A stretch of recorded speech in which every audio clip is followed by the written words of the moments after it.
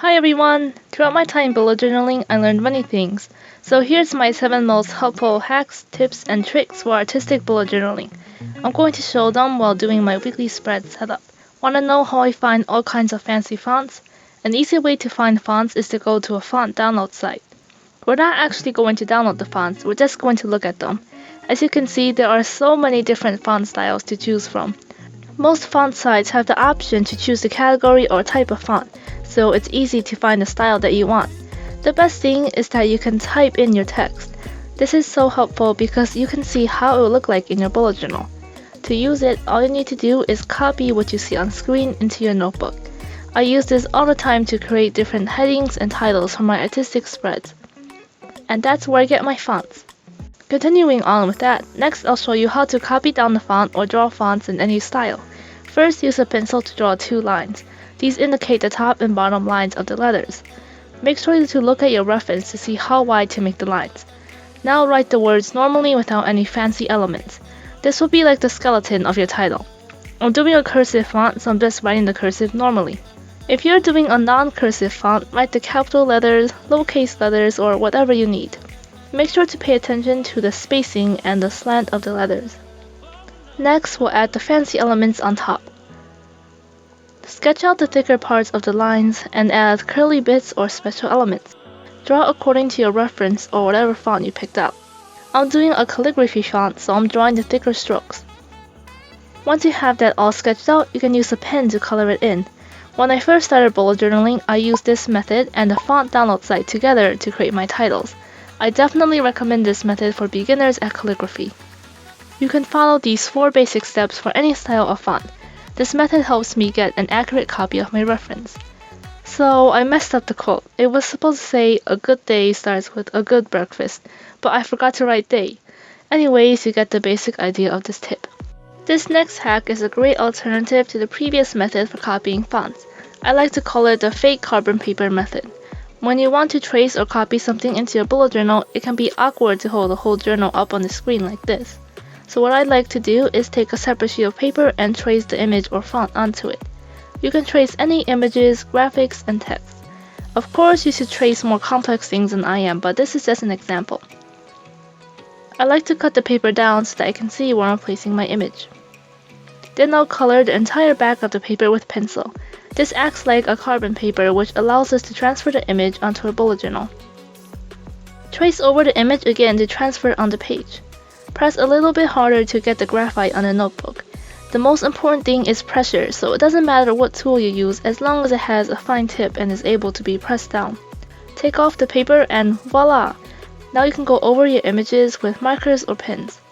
Artists use this technique to transfer the sketch to canvas and other things.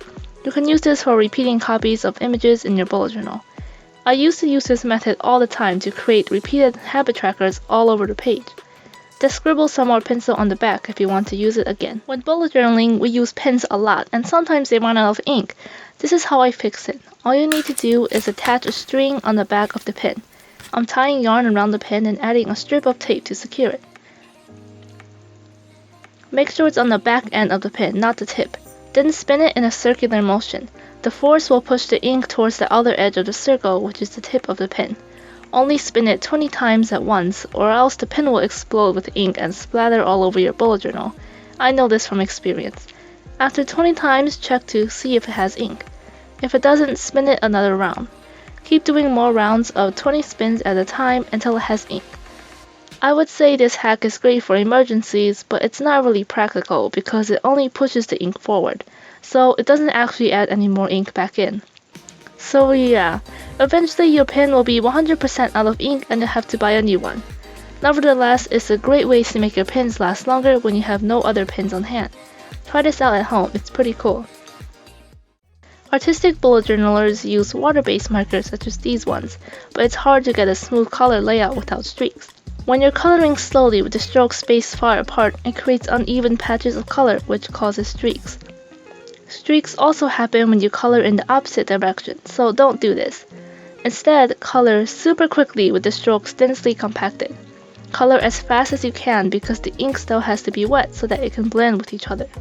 By making the strokes densely compacted, you saturate the paper with an even amount of color. Although it's not 100% streak-free, you can see how smooth this color is compared to the other one. Make sure you only make one direction of stroke, so only horizontal or only vertical. Try to get as close to the border of the box that you're coloring. Since you have to color fast, it can sometimes go out of the line, so this requires some practice to get the hang of. Considering that you can only color in one direction, this method works best for coloring empty, square, or box-shaped objects, not intricate shapes. You can still see some streaks, but overall, it's a very smooth color layout. If you want to color intricate shapes without streaks, use chalk pastel. In my opinion, chalk pastels are so underrated for bullet journaling.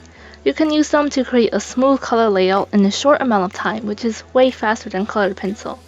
Unlike markers, they don't create any streaks and it's super easy to use.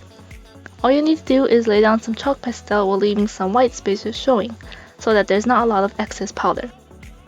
Apply about this much, then blend it with your finger or a tissue.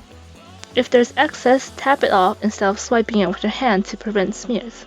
My trick is to wipe down the final area with a tissue to get rid of the excess, then it won't smear. You can add more layers on top the same way if you want to build up color. I use chalk pastel for coloring in objects, creating gradients, and creating textures in my bullet journal. Chalk pastels are perfect for coloring in backgrounds because you can quickly create a really smooth color layout across a large surface. Lastly, use an eraser to clean up any chalk that went outside of the lines.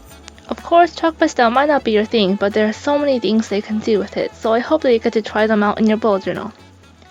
I use this hack the most often. If you only have a few shades of markers, you can mix the marker inks to get more shades. All you need is some sort of plastic to work on. You can use plastic packaging, a bag, or a laminated sheet like this one, which came with my marker pack. Then scribble your marker ink on top. You can literally create any color you want as long as you have the primary colors. But if you don't know how to mix colors, look at a color mixing guide online. I'll be making a tan to color my cereal drawings. Then use a colorless blender to mix the color and pick it up. Here I'm mixing pink, yellow, and brown. Here's the finished tan color I made.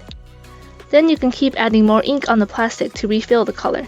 I added some red to get a peach color. Now you can use it as normal. Oh, and to clean your plastic, just wash it off in the sink. I know it's a waste of ink, but if you want to, you can keep the ink on the plastic and it will still be good to use next time as long as you wet the ink with your colorless blender. You can also use this hack to create gradients or an ombre fading out. This cereal theme is from my January 2021 bullet journal video, so check it out in the description below.